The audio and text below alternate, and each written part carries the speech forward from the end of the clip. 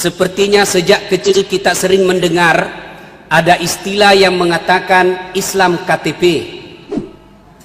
Biasa kita mengaku Islam, tapi ternyata KTP-nya saja yang Islam. Sehingga di akhirat kelak, ketika diseleksi berkasnya, diseleksi keislamannya, ternyata dia tidak memenuhi kriteria, tidak memenuhi syarat sebagai orang Islam. Pertanyaan muncul, kalau begitu, apa persyaratan menjadi Islam? Apa karakteristik sifat orang Islam? Pertanyaan ini Allah jawab dalam surah Al-Fat. Saya ulangi, Allah jawab dalam surah Al-Fat ayat 29, di mana Allah berfirman, Bismillahirrahmanirrahim, Muhammad Rasulullah walladzina ma'ahu as-sidda'u 'alal kuffar ruhama'u bainahum tarahum ruk'an sujada yabtaguna fadlan minallahi wa ridwana simahum fi wujuhihim min asaris sujud ila akhiril ayat. Sadaqallahul adzim. Sidang Jumat yang saya muliakan, ayat ini menginformasikan setidaknya ada 5 syarat yang harus kita penuhi kalau kita ingin disebut orang Islam. Mari kita simak satu demi satu.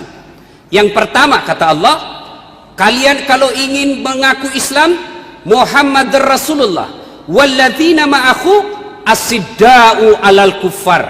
Sesungguhnya Muhammad itu dan orang-orang yang mengakui Muhammad sebagai nabinya, pengikut para Muhammad, sifatnya as-sidda'u 'alal kuffar, tegas kepada orang-orang kafir.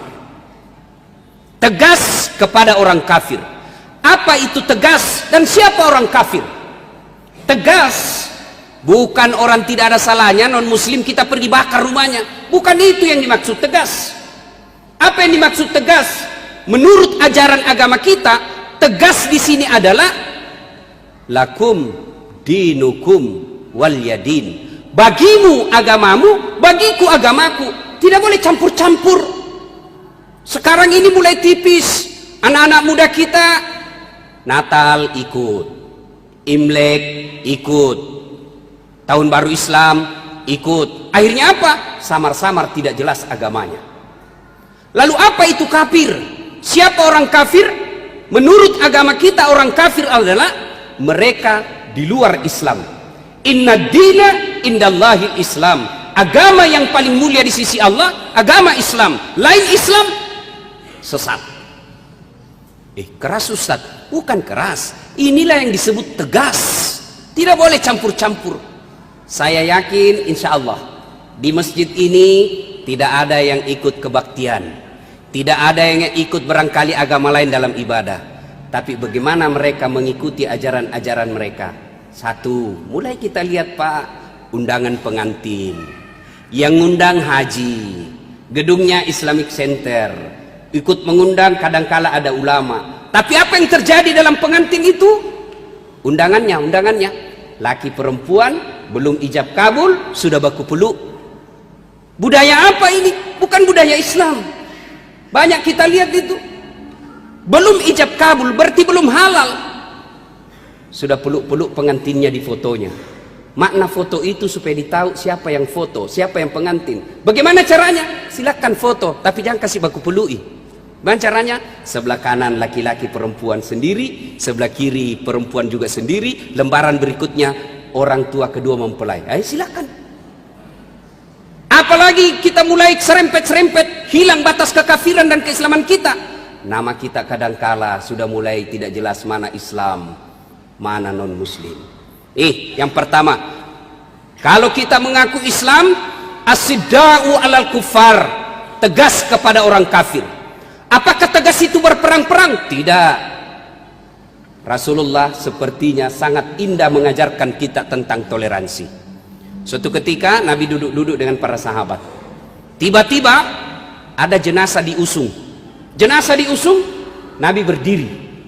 Tadi Nabi duduk, Nabi berdiri. Sahabat komplain, "Ya Rasulullah, itu jenazah orang Yahudi." Yahudi? Iya. Dia manusia? Manusia. Ya.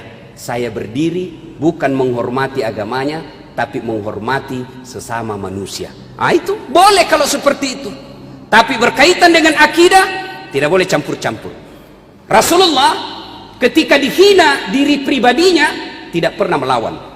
Diludahi, dikasih kotoran onta di depan rumah, dikasih duri, dibuat lubang depan rumah. Apa Nabi ajak perang? Tidak. Nanti Nabi ajak perang ketika apa? Akidah dan agamanya dihina, baru perang. Kalau kita tak balik Pak, agama tak dihina, biasa, ada ulama yang bela. Sekalinya pribadi tak dihina, baru kita mau perang. Justru Nabi pribadi dihina tidak jadi masalah, tapi ketika akidah dan agama kita dihina, barulah Nabi mengajak perang. Yang kedua, sifat orang Islam yang kedua menurut Quran, ruhama'u bainahum, kasih sayang kepada sesama mereka. Kalau kepada non muslim kita tegas, masuk ke dalam sesama muslim, ruhama'u bainahum, kasih sayang kepada sesama mereka. Nah ini musim-musim pilkada Pak, mulai maki baku cambuk-cambuk lagi itu. Orang mau jadi wali kota, orang mau jadi gubernur, kita bersepupu baku musuh, kita bertetangga baku musuh. Jangan. Ruhama'u bainahum, kasih sayang sesama mereka. Bagaimana sesungguhnya kasih sayang sesama mereka? Contoh, begitu cantiknya persahabatan antara Umar dan Abu Bakar. Suatu ketika Umar datang menghadap kepada Nabi.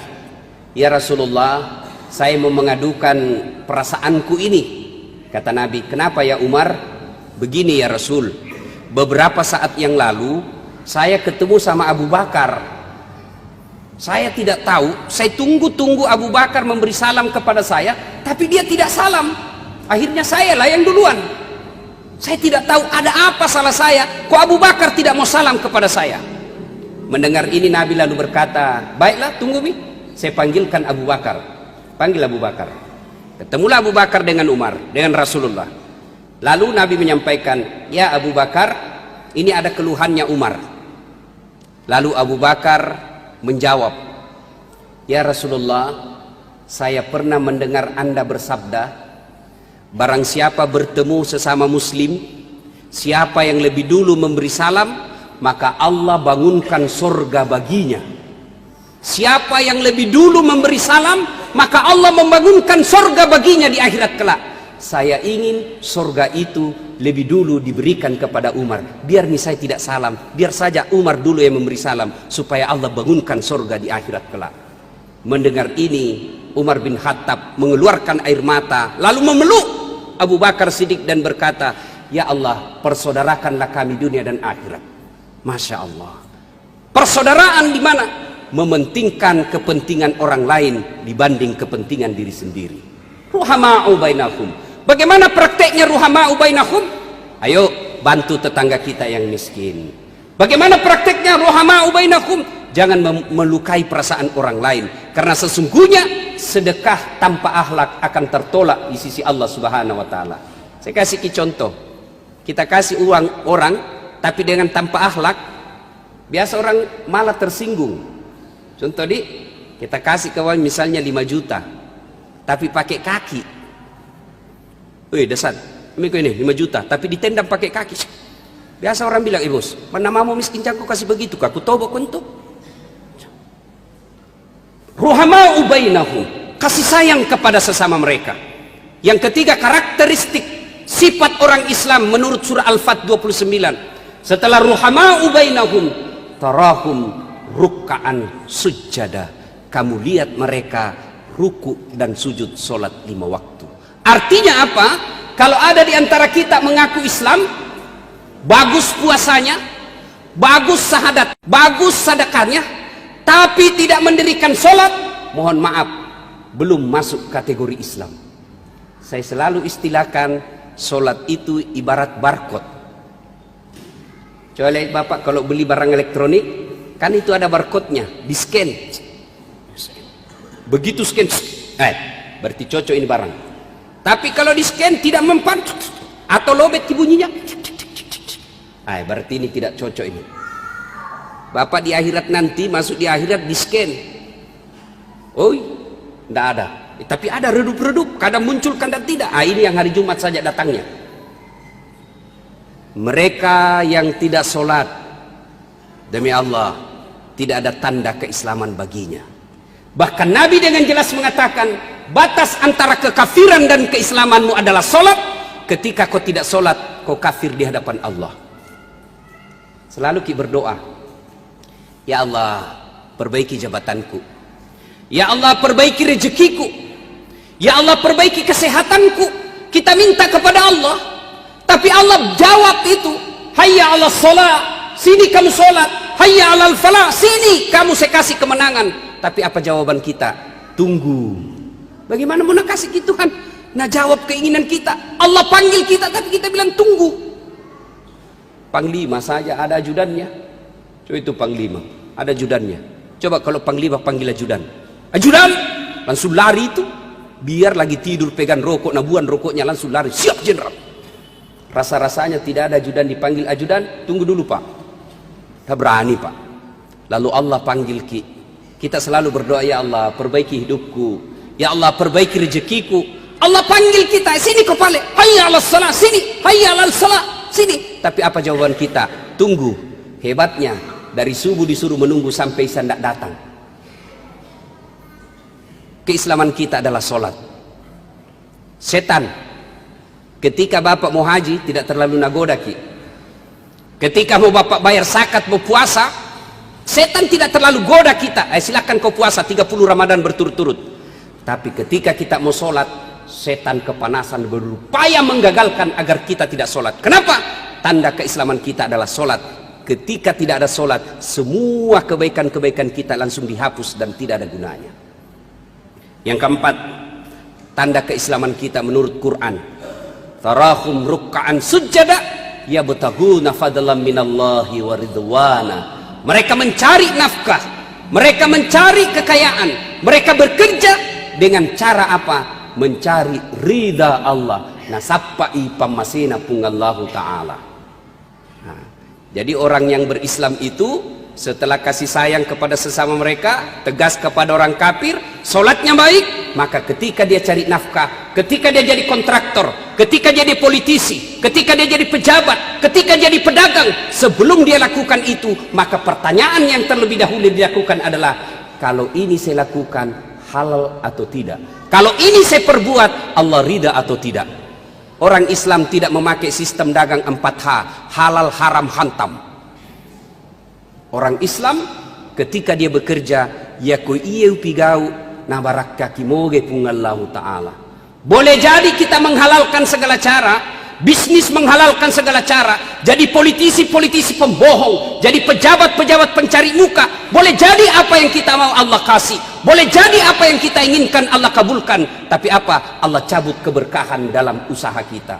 Apa keberkahan? Akhirnya apa? Banyak uangnya tapi tidak ada bisa namakan.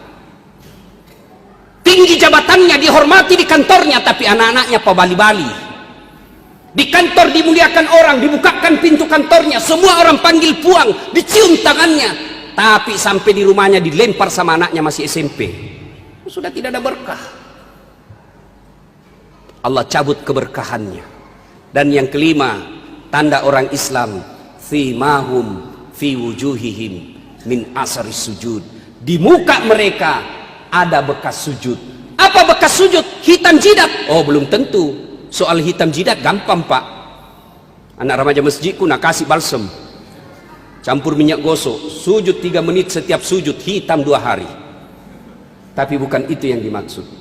Yang dimaksud di sini adalah nilai-nilai sholat diaplikasikan dalam kehidupan sehari-hari. Apa nilai-nilai sholat?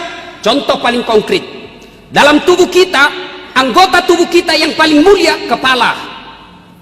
Bapak bercanda sama saya, pukul pantat masih senyum, dorong perut masih senyum, pukul dagu masih senyum. Tapi jangan coba-coba dorong kepala Pak.